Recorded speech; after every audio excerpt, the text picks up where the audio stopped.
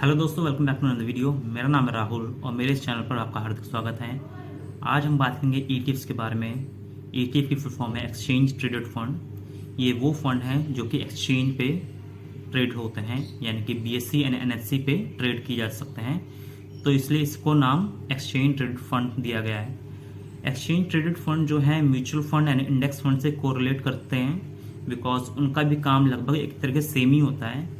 Mutual fund में क्या होता है, जब बहुत सारे लोग मिलकर कुछ पैसा एक एसेट मैनेजमेंट कंपनी को प्रोवाइड करते हैं और वो एसेट मैनेजमेंट कंपनी आगे कुछ स्टॉक्स में पैसा लगाती है और उसमें जो फ़ायदा होता है वो कस्टमर्स को वापस करती है।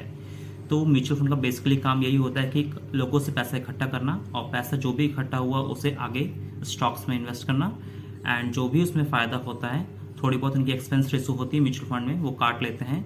उसके बाद जो भी फ़ायदा होता है वो कस्टमर्स को डायरेक्टली उनको दे देते हैं। बट ये क्या होता है, म्यूचुअल फंड में उनके पास एक्सपर्ट्स की टीम होती है और वो एक्सपर्ट्स की टीम डिसाइड करती है कि किस स्टॉक्स में इन्वेस्ट करें, किस स्टॉक्स में इन्वेस्ट ना करें एंड किस से कब एग्जिट करें। तो ये म्यूचुअल फंड में एक एक्सपर्ट्स की टीम होती है। Same to same like that index fund भी वही काम होता है, जिसमें एक इंडेक्स में काम किया जाता है, इंडेक्स में इन्वेस्टिंग की जाती है। इंडेक्स क्या होता है, कोई भी एक सेक्टोरल इंडेक्स होता है या निफ्टी का इंडेक्स हो सकता है या सेंसेक्स का इंडेक्स हो सकता है। निफ्टी क्या है, निफ्टी इंडिया की टॉप 50 कंपनी का बंच है और उसमें अगर हमें इन्वेस्ट करना है तो हम निफ्टी में इंडेक्स फंड में इन्वेस्ट कर सकते हैं।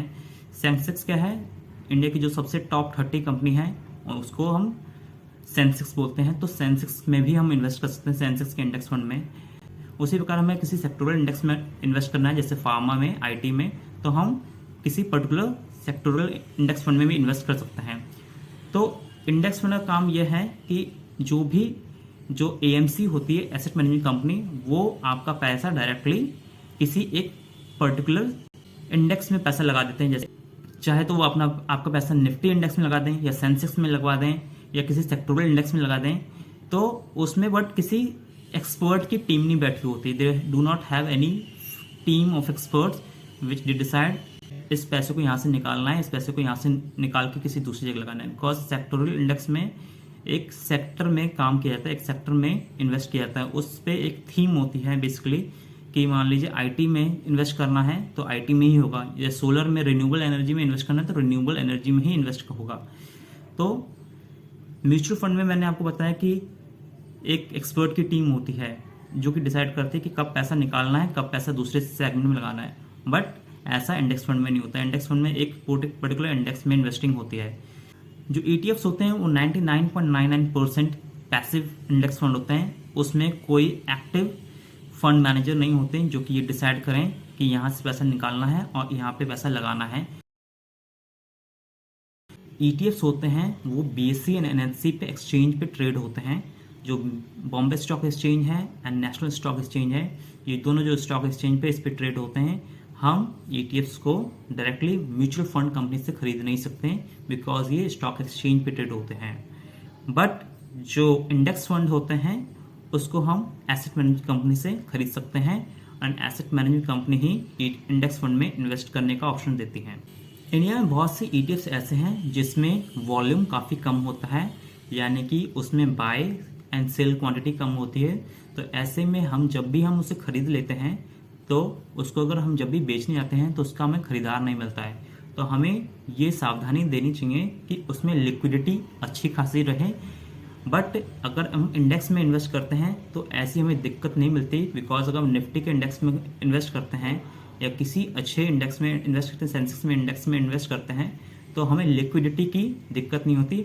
बट हम किसी ETF में इन्वेस्ट करते हैं, अगर उसमें वॉल्यूम अच्छा नहीं रहा तो हमें ट्रेड करने में दिक्कत हो सकती है। जैसे म्यूचुअल फंड में NFO होता है और शेयर्स में IPO होता है, उसी प्रकार ETF में भी IPO होता है।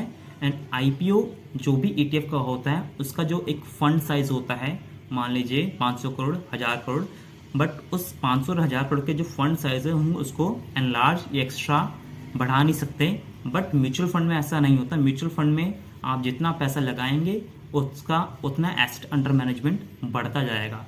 मान लीजिए उसका एसेट अंडर मैनेजमेंट 500 करोड़ है और लोगों ने पैसा लगाया तो उसका एसेट अंडर मैनेजमेंट बढ़ता जाएगा, 600 करोड़, 700 करोड़, 800 करोड़, 900 करोड़ होता जाएगा।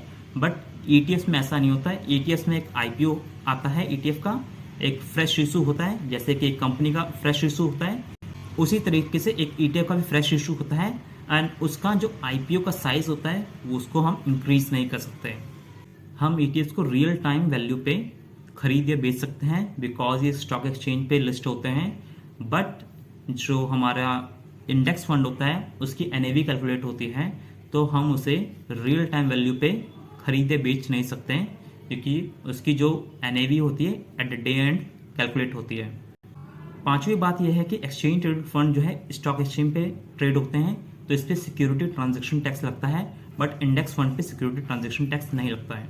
जो ETFs की एक्सपेंस रेशियो होती है वो काफ़ी कम होती है, 0.01% से 0.1% होती है एंड जो सेक्टोरियल ETFs होती हैं उनकी भी 0.1% से 0.3% तक एक्सपेंस रेशो होती है, जो कि बहुत कम है as compare to mutual funds. Mutual funds में एक्सपेंस रेशो 1% से चालू होती है, तो as compare to mutual funds expense ratio काफ़ी कम होती है ETFs में। चलिए अब हम बात करते हैं कि कौन से टाइप्स हैं ETFs के। बेसिकली 3 टाइप के ETFs होते हैं जो कि इंडिया में चलते हैं। फर्स्ट है equity ETF, second one is डेप्ट ETF and third one is commodity ETF।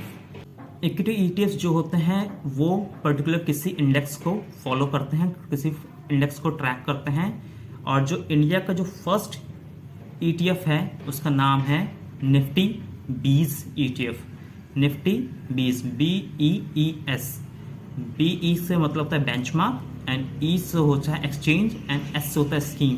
Benchmark exchange traded scheme इसकी फुल फॉर्म है। इंडिया का जो फर्स्ट ETF है उसका नाम है निफ्टी 20 जो कि लॉन्च हुआ था 2002 में। तो फर्स्ट इक्विटी ETF 2002 में लॉन्च हुआ था by the name of Nifty 20। Second number पे हम बात करते हैं डेप्ट ETF की। ये जो ETF होते हैं ये केवल बॉन्ड्स में इन्वेस्ट करते हैं, either government bond and private bond. तो प्राइवेट कंपनीज के बॉन्ड हो या गवर्नमेंट सेक्टर के बॉन्ड है उसमें इन्वेस्ट करते हैं, तो काफ़ी सेफ एंड सिक्योर्ड होते हैं। एंड जो फर्स्ट डेप्ट ETF है वो 2004 में लॉन्च हुआ था by the name of liquid 20 and इसमें लिक्विडिटी काफ़ी अच्छी होती है। तीसरे नंबर बात आती है कमोडिटी ETFs में। कमोडिटी ETF में सबसे ज़्यादा जो इन्वेस्टमेंट जो होती है गोल्ड, सिल्वर एंड ऑयल में होती है, एंड गोल्ड, सिल्वर, ऑयल में भी सबसे ज़्यादा इन्वेस्टमेंट गोल्ड में होती है। एंड 2007 में सबसे पहले गोल्ड 20 नाम से इन्वेस्टमेंट हुई थी एंड गोल्ड 20 नाम से ETF जो लॉन्च हुआ था 2007 में हुआ था। एंड गोल्ड 20 में सबसे ज़्यादा हैवी इन्वेस्टमेंट हुआ था 2007 से 2014 के बीच में। चलिए अब हम बात करते हैं कुछ इंडिया के टॉप ETFs की। सबसे पहले नंबर पे है ICICI प्रूडेंशियल निफ्टी 50 ETF। इसका 5 साल का रिटर्न है 17.6% एंड 3 साल का रिटर्न है 18.9%। दूसरे नंबर पे है ICICI prudential Nifty 50 value 20 ETF।